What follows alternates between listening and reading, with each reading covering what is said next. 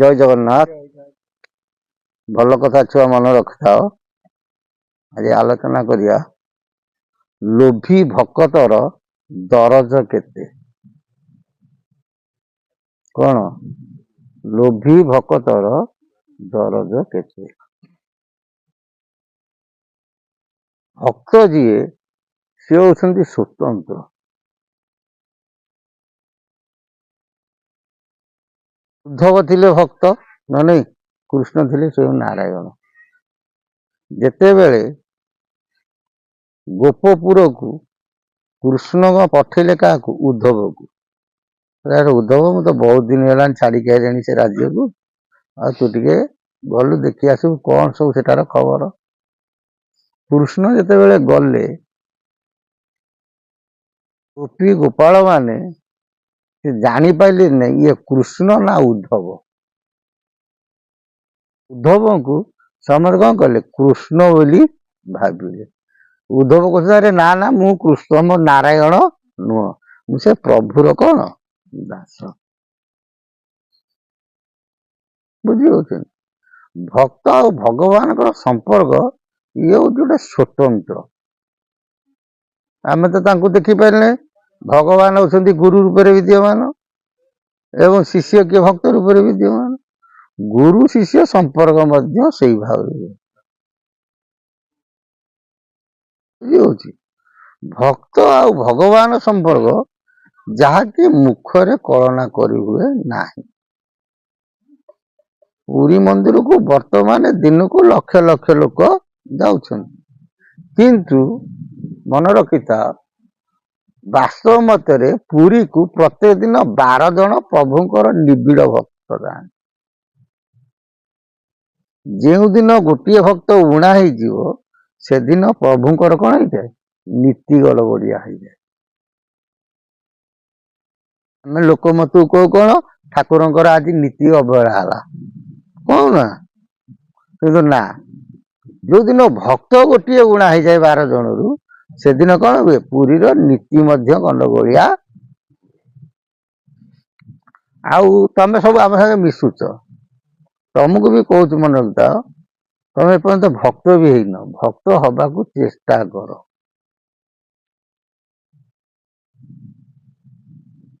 कौन हवा चेष्टा कर भक्त हवा को चेष्टा कर। भक्तर लक्षण केमी जान ना भयरु भक्त हुई जात भक्तरु भाव हुए निर्गत।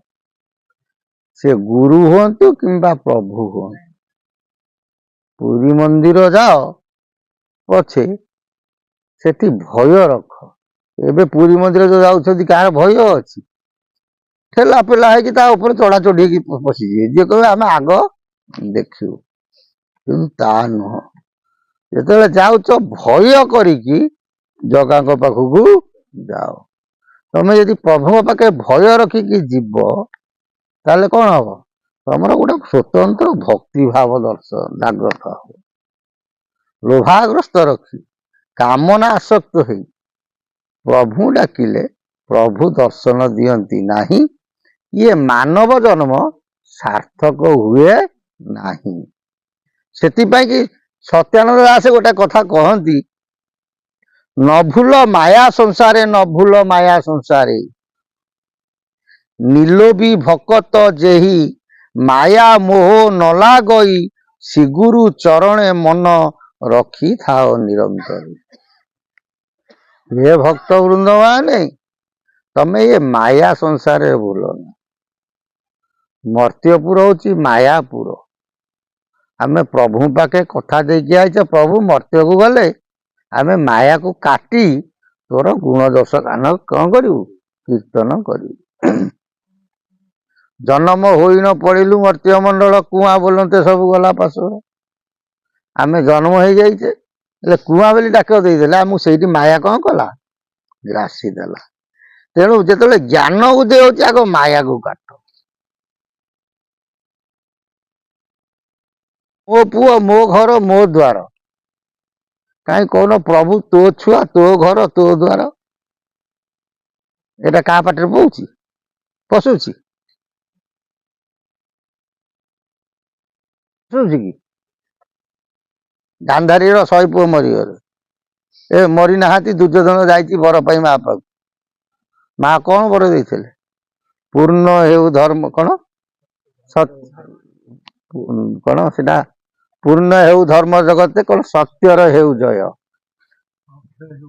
ଅକ୍ଷୟ ହେଉ ପୂର୍ଣ୍ଣ ଜଗତେ, ଧର୍ମର ହେଉ ଜୟ। ସିଏ କଣ କହିନଥାଏ ଯା ପୁଅ ତୋର ଜୟ ହଉ? କଣ କହିଥିଲେ? ଧର୍ମର ହେଉ ଜୟ। ହେ ଅର୍ଜୁନ, ଦୁର୍ଯ୍ୟୋଧନ, ତୁ ଯଦି ଧର୍ମରେ ଥିବୁ ତୋର ନିଶ୍ଚିନ୍ତ କଣ ହବ? ଜୟ ହେବ।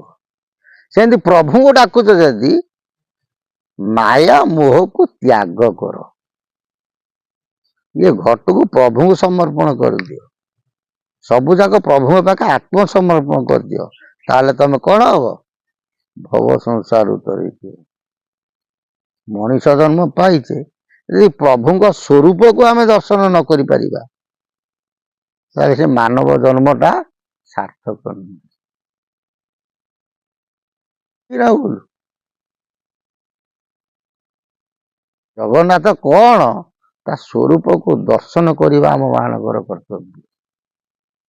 କେବଳ ଭାବରେ ହେଲେ ହବନି, ଭକ୍ତିଟା ଦରକାର। ଏମିତିଆ ଭାବକୁ ସେମିତିଆ ଭକ୍ତି ଦରକାର। ଶ୍ରୀଗୁରୁ ଚରଣେ ମନ ମନ ରହିଥାଉ ଥାଇ ନିରନ୍ତରେ। ମାୟା ମୋହକୁ ତ୍ୟାଗ କର, ଗୁରୁ ଚରଣରେ ସଦା ସର୍ବଦା ମନକୁ ନିବେଶ କର। ଗୁରୁ ପଦ ଆଶ୍ରା କରି ଭବୁ ହୋଇ ଯାଅ ପାରି, ସାର୍ଥକ ହୁଅଇ ଜନ୍ମ କହୁଅଛି ପଟାନ୍ତରୀ। ଗୁରୁ ଚୋର ହଉ, ମୋର କଣ ହେଲା? ଚୈତନ୍ୟ ମହାପ୍ରଭୁଙ୍କୁ ବଙ୍ଗଳାରେ ପଚାରିଲେ, ଆରେ ନିତ୍ୟାନନ୍ଦ ରାୟ ସେ ଅମୁକୁ ସମୟ କରୁଛନ୍ତି, ସିଏ କରନ୍ତୁ, ମୋର କଣ ହେଲା? ମୋ ଗୁରୁ ମୋ ପାଇଁ କି ଗୁରୁ। ସେ ଚୋରି କରିକି ନାରୀ କରିକି ଦାରି କରି ତାଙ୍କ କର୍ମ ସେ ଭୋଗିବେ। ତେଣୁ ଗୁରୁ ପଦରେ ସଦାସର୍ବଦା କଣ କରିଥାଉ? ମନ ନିବେଶ ରଖିଥାଅ। କାମ କଳ ପଣା ଦୂର ନଛୁଏ ଅଙ୍ଗେ ତାହାର, ଅମରତ୍ୱ ହୋଇଥାଏ ନାମ ଥାଏ କାଳେ କାଳେ। ସେମିତିଆ ଭକ୍ତଙ୍କୁ କାମନା ବାସନା କେବେ ହେଲେ ସ୍ପର୍ଶ କରିପାରିବ ନାହିଁ। ଅମରତ୍ୱ ହୋଇଥାଏ ନାମ ଥାଏ କାଳେ କାଳେ। ସେ ଏମିତିଆ କର୍ମ କରେ, ମଲା ପରେ ତା ନାଁଟା ଯୁଗ ଯୁଗକୁ ରହିଥାଏ। ସେ ଅମରତ୍ୱ ଲାଭ କରିଥାଏ। ଲୋଭୀ ଭକତ ଯେହି ମୋହ ମାୟାରେ ପଡଇ, ମୋର ମୋର କହି ମରେ ଧିକତା ଜନମ ବାରେ। ଥୋଡା ଲୋଭୀ ଭକ୍ତ ନାହାନ୍ତି? ତମେ ଦେଖୁଥିବ ମଠ ମନ୍ଦିର ସବୁ ଯାଆନ୍ତି, ପୁଳାଏ ଲେଖା ପଇସା ରଖିଥିବେ। ସେ ଗଣି ଗଣିକା ଦେବେ କେତେ? 100 ଟଙ୍କା ନହେଲେ 51 ଟଙ୍କା, କିନ୍ତୁ ପଇସା ପାଖରେ ଥିବ। ସେ ମଠ ଧର୍ମ କାମକୁ ଦବାକୁ କୁଣ୍ଠାବୋଧ ହୁଅନ୍ତି, କିନ୍ତୁ ମଦ ପିଇଲା ବେଳକୁ ହଜାର ହଜାର ଉଡେଇ ଦିଅନ୍ତି। କିନ୍ତୁ ବଜାର ସହରରେ ଜ୍ଞାନ ଅନେକ ବଖାଣ କରନ୍ତି। ସେଗୁଡାକ ମନେ ରଖିଥାଅ, ସେ ପ୍ରକୃତରେ ଭକ୍ତ ନୁହଁ। ସେଗୁଡା କଣ? ମାୟା ରୂପକ, ରାହୁ ରୂପକ ଭକ୍ତ। ସେମାନେ କାମନା ବାସନା ଯୁକ୍ତ ଭକ୍ତ। ଯେ ନିର୍ଲୋଭୀ ଭକ୍ତ, ହାତ ପୁରେଇଲା ଯାହା ପାଇବ ତା ବିବେକ ଦେଇଦିଅ। ଠିକ ନା ଭୁଲ? ସେ କଣ ଗଣିକି ଠାକୁରକୁ ଦାନ କରେ? ହାତ ବସିଲା ଜୟ ଜଗନ୍ନାଥ। ଯୋଉମାନେ ଲୋଭୀ ଭକ୍ତ ତାଙ୍କୁ ସବୁ କଣ ଅଛି? ତାଙ୍କ ଜନ୍ମଟା ସାର୍ଥକ ନୁହେଁ। ଧିକ ତାର ଗୁରୁ ସେବା ନ ଜାଣ ହାନି ଲଭା, ନ ମିଳ ବିଭୁ କୃପା କହୁଅଛି ଜନ୍ମ ଜନ୍ମରେ। ଏମିତିଆ ଭକ୍ତଙ୍କର ମାନେ ସେ ଗୁରୁ ସେବା କରିବା ଯାହା, ଧିକ ତାଙ୍କର ଗୁରୁ ସେବା। ସେ ଗୁରୁ ସେବାରେ କିଛି ମହତ୍ଵ ନଥାଏ। ନ ମିଳଇ ବିଭୁ କୃପା ମାନେ ପ୍ରଭୁଙ୍କର କୃପା ତାଙ୍କୁ ଜନ୍ମ ଜନ୍ମାନ୍ତରେ ମିଳେ ନାହିଁ। କହେ ସତ୍ୟାନନ୍ଦ ଧ୍ୟାଇ ଶ୍ରୀଗୁରୁ ପଦରେ ରହି, ଦୁଃଖ ସୁଖ ଜଣାଉଛି ପଡିମୁ କ୍ଷିତି ମଧ୍ୟ। हे प्रभु, ये दुख तोर, हे प्रभु ये सुख तोर। भागवत कही नहीं, ज्ञानी लोक ଦୁଃଖକୁ ସୁଖ ପ୍ରାୟ ମଣି ଏ ଅଟେ ଜ୍ଞାନୀଙ୍କର ବାଣୀ। ଜ୍ଞାନୀ ଲୋକ ଦୁଃଖରେ ଭାଙ୍ଗି ପଡନ୍ତି ନାହିଁ କି ସୁଖରେ ଚାତର ଦେଖାନ୍ତି। ଆଉ ଗୁରୁଙ୍କ ପାଖକୁ ଯାଆନ୍ତି କେବଳ ଜୀବନରେ ଶାନ୍ତି ଟିକେ ଅନୁଭବ କରିବା ପାଇଁ। କିନ୍ତୁ ବର୍ତ୍ତମାନ ସମୟରେ ଯିଏ ଗୁରୁ ପାଖକୁ ଯାଉଛନ୍ତି, ଯିଏ ଗୁରୁ କରୁଛନ୍ତି, କାମନା ବାସନାରେ କିଛି ବ୍ୟକ୍ତି ଗୁରୁ କରନ୍ତି। କାହାର ପୁଅ ହଉନେଇ, କାହାର ବେପାର ହଉନେଇ, କାହାର ଝୁଅ ହଉନେଇ, କାହା ଝୁଅ ବାହାଘର ହଉନେଇ, କାହା ପୁଅ ବାହାଘର ହଉନେଇ, ଚାଲ ଅମକ ବାବାଙ୍କ ପାଖକୁ ଚାଲ ମୋର ହେଇଯିବ, ସେଇଠୁ ଗୁରୁ କଲେ। ଆଉ କିଛି ବ୍ୟକ୍ତି ବର୍ତ୍ତମାନ ସମୟରେ 2025 ମସିହା ବେଳକୁ ହେଲା ସମୟରେ ବେଶୀ ବ୍ୟକ୍ତି କାହିଁ ଗୁରୁ କରୁଛନ୍ତି, ସବୁଆଡେ ବର୍ତ୍ତମାନ ହାଲା କଣ କଳିଯୁଗ ସରିବ, ସବୁ ମରିଯିବେ, ଅମକ ହବ ସମକ ହବ, ତେଣୁ ଆମେ କେମିତି ବଞ୍ଚିବୁ, ମୋ ଛୁଆ ପିଲା କେମିତି ବଞ୍ଚିବେ, ତେଣୁ ଗୋଟେ କୁରୁକୁଳେ କୋଉଠି ବସିଗଲେ ଆମେ ଉଦ୍ଧାର ପାଇଯିବୁ ଆଉ। ବୁଝିହଉଛି? ଏଗୁଡାକୁ କୁହନ୍ତି ବୁଡବୋକ, ମାନେ ବୋକାଙ୍କର ବଡ ବାପା। ତମେ ଯେତେ ଗୁରୁକୁଳରେ ପଶ, ଯଦି କର୍ମ ଠିକ ନାହିଁ,